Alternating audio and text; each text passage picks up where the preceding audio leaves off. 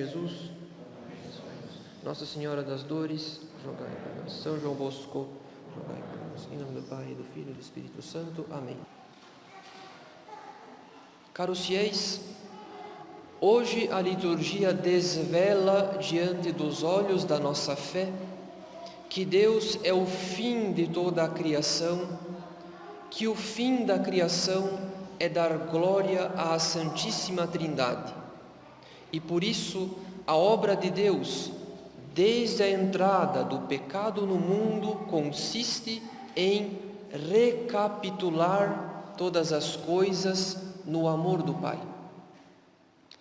Essa recapitulação, essa obra de misericórdia, como ouvimos no introito da missa, merece o nosso interesse.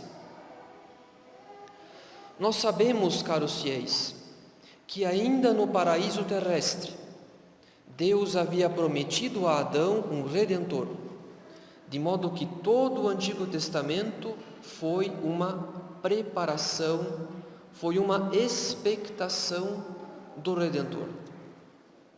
Esse Redentor, que é Jesus Cristo, é o enviado do Pai, que nos comunica a sua santa doutrina e realiza a obra da nossa salvação sobre a cruz.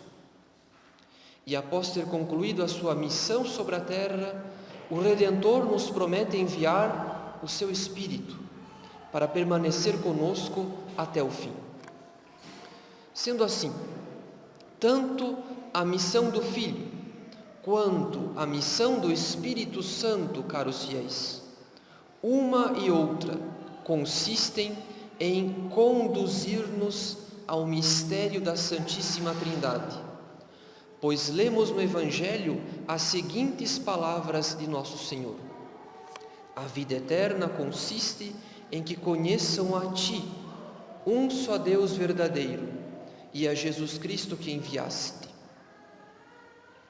Aí está o resumo da missão do Filho e da missão do Espírito Santo, ou seja, conduzir-nos à vida eterna, que é a visão face a face da Santíssima Trindade, visão amorosa, visão que irá nos arrebatar numa felicidade transbordante. Enfim, vida eterna que possuímos já nesse mundo pela graça santificante. Portanto, toda a história da humanidade consiste unicamente num retorno a Deus e por isso numa recapitulação de todas as coisas em Deus. Deus que é alfa e ômega, princípio e fim, nosso Criador, nosso Redentor, mas também nosso sumo bem, nossa recompensa na eternidade, se perseverarmos por graça divina, fiéis até o fim. E isso é ainda mais verdade quando consideramos um dos efeitos do pecado original, presente em todos os nossos pecados pessoais. Pois Adão, após ter pecado, tendo percebido a presença de Deus no paraíso terrestre, Adão escondeu-se com Eva no meio das árvores do jardim. Ou seja, caros fiéis, o pecado criou em nós o medo de Deus.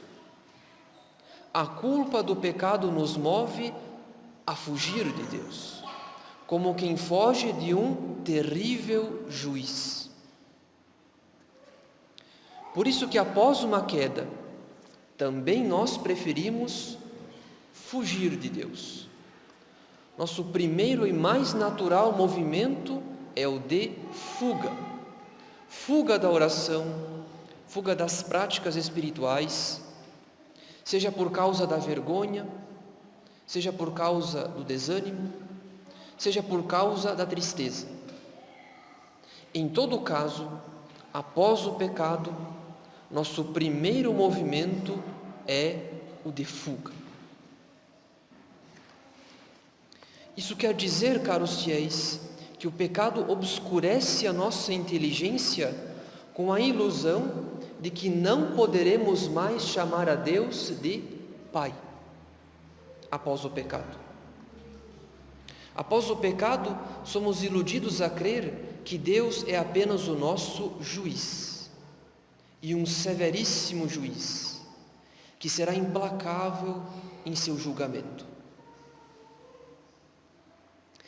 E esse medo, esse temor do Pai, torna-se ainda mais grave no caso de alguém que sofreu alguma situação traumática, seja com seu pai terrestre, o pai biológico de criação, seja com seu pai espiritual, o padre. Afinal, é ainda mais difícil ver em Deus um pai amoroso após ter passado por uma experiência dolorosa com o próprio pai ou com o padre que deveria cuidar de sua alma. Essa experiência dolorosa marca o conceito que esse alguém faz da figura do pai. Essa experiência dolorosa dificulta e inclusive impede o desenvolvimento da vida espiritual, porque a cada vez que esse alguém eleva o pensamento em Deus, logo esse pensamento lhe traz à memória inúmeras lembranças de sofrimento, de tristeza, de abuso, que ele, de alguma forma, transfere ao próprio Deus, porque teme a Deus Pai como temeria a um homem mau. Por esse motivo, Deus Pai, em sua providência, quis enviar o seu Filho e o Espírito Santo para recapitular todas as coisas, para restaurar todas as coisas em seu amor e em sua justiça. A encarnação do Filho é a grande prova do amor do Pai para conosco, como lemos numa das mais belas passagens do Evangelho. De tal modo Deus amou o mundo que lhe deu o seu Filho único, para que todo o que nele crer não pereça, mas tenha a vida eterna. Pois Deus não enviou o Filho ao mundo para condená-lo, mas para que o mundo seja salvo por ele. E o mesmo podemos dizer do Espírito Santo, que a Sagrada Escritura chama de Consolador e de Advogado, que o Pai nos envia por meio do Filho, como diz nosso Senhor, para não nos deixar órfãos. A missão do Filho e a missão do Espírito Santo, caros fiéis, consistem então em conduzir-nos novamente ao Pai, ao amor, à bondade, à misericórdia do Pai. E apesar disso, tanto o Filho quanto o Espírito Santo também podem ser objetos do nosso medo, do nosso temor, porque são pessoas divinas, porque o Filho recebeu do Pai o poder de julgar os vivos e os mortos, e porque o Espírito Santo irá arguir, irá revelar ao mundo o seu pecado. Assim sendo, o Pai suscita em sua amorosa providência inúmeros, incontáveis intercessores, que são os santos do céu. E em primeiro lugar, a Santíssima Virgem Maria, nossa mãe e advogada. Por isso, São Luís de Montfort diz em seu tratado: se receamos ir diretamente a Jesus Cristo, Deus, em vista da sua grandeza infinita, ou por causa da nossa baixeza, ou ainda devido aos nossos pecados, imploremos afoitamente o auxílio e intercessão de Maria, nossa mãe. Ela é boa e terna, nela não há severidade nem repulsa, tudo nela é sublime e brilhante. Contemplando-a, vemos nossa pura natureza humana. Mas o que não podemos esquecer, na intercessão da Santíssima Virgem, é que toda a misericórdia de nossa Mãe e Advogada do céu vem de ninguém menos que do próprio Deus. Ela não intercede por nós junto a Jesus Cristo, apresentando méritos que ela conquistou unicamente por esforço próprio. Muito pelo contrário, o que ela apresenta em sua intercessão, ela mesma o recebeu por graça de Deus, por uma singularíssima providência de Deus, que a elegeu para ser mãe do Verbo encarnado. Então, o que contemplamos, caros fiéis, o que contemplamos na intercessão de Nossa Senhora, contemplamos o próprio Pai, providenciando intercessores dentre as criaturas, para que tenhamos fé em seu amor misericordioso.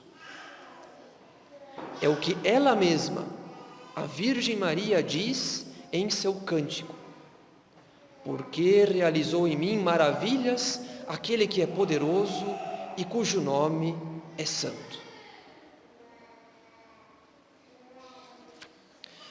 Portanto, caros fiéis, o Pai está presente em todas as obras da redenção, seja na missão do Filho, seja na missão do Espírito Santo, seja na intercessão dos santos, porque tudo procede do Pai para retornar ao Pai.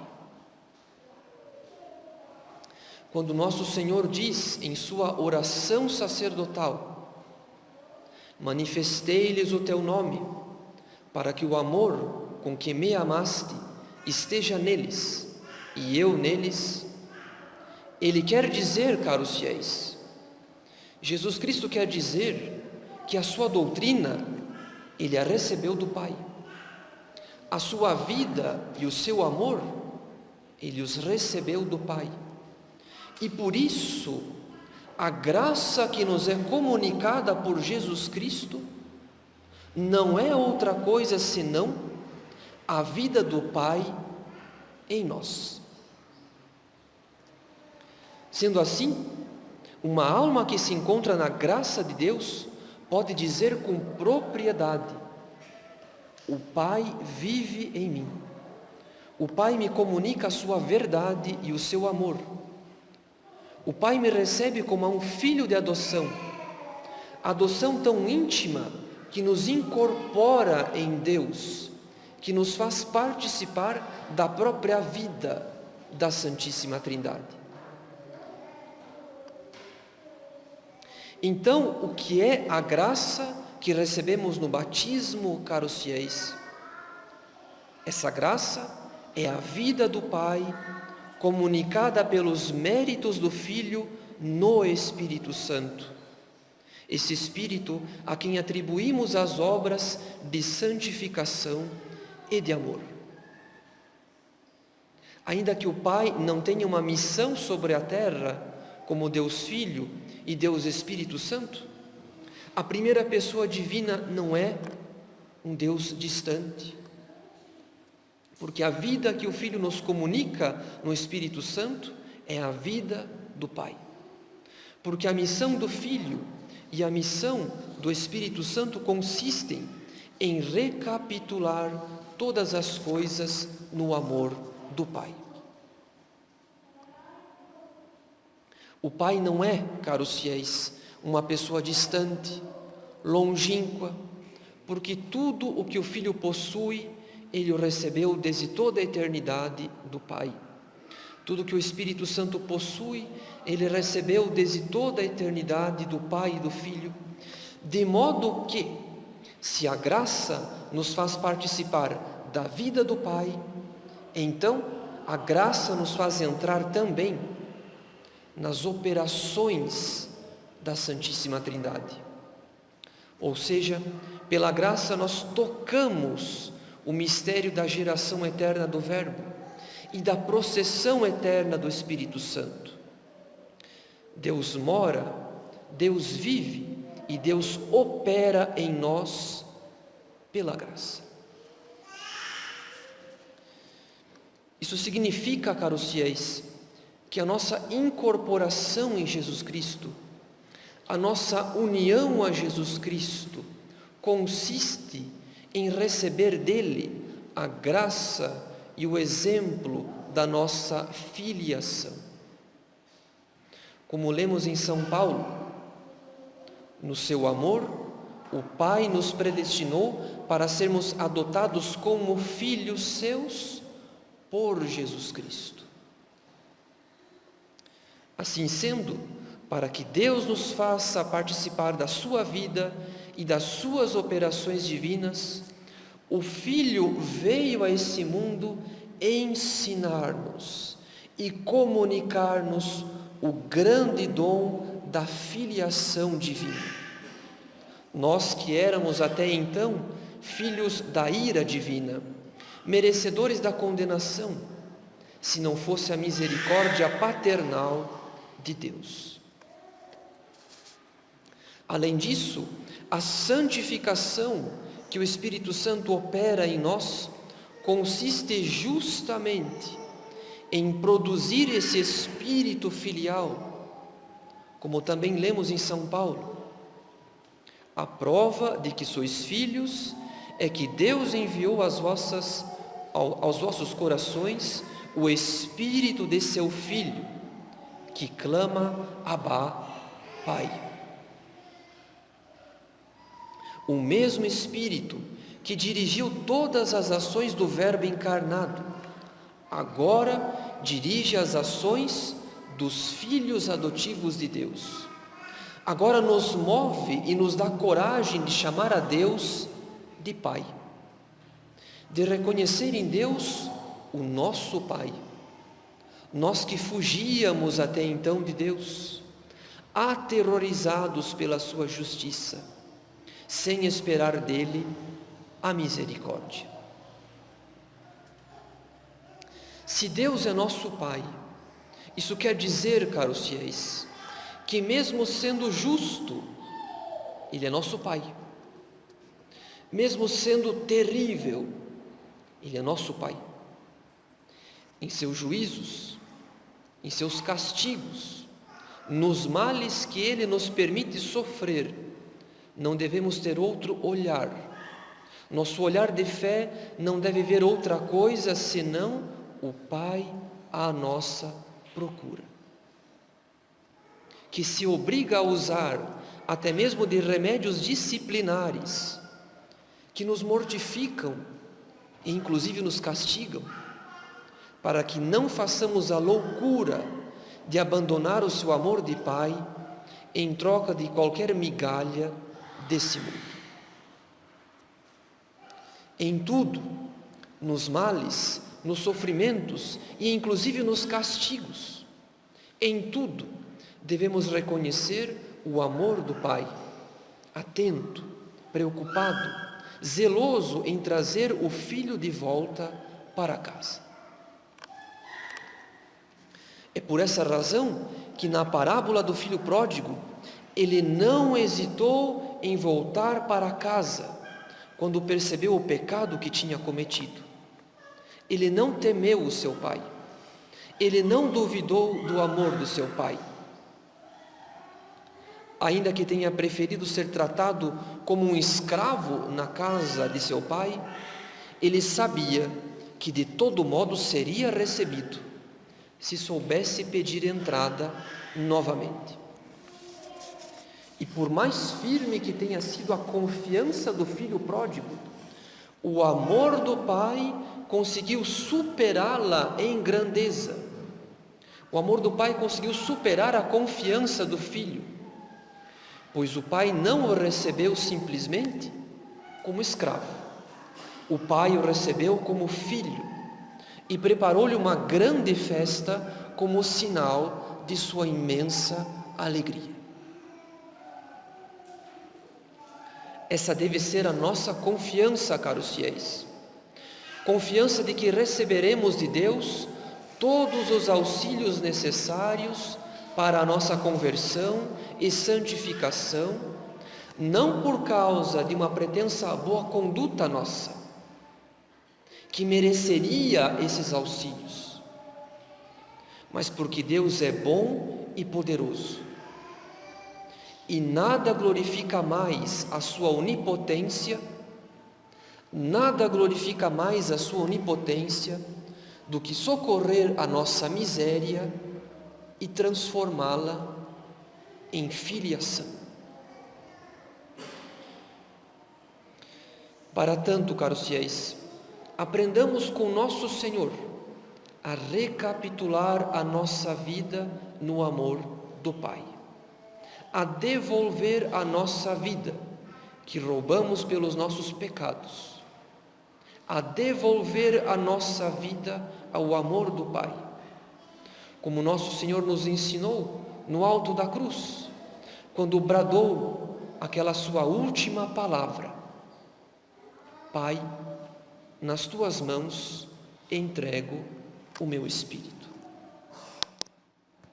Em nome do Pai, e do Filho, e do Espírito Santo. Amém.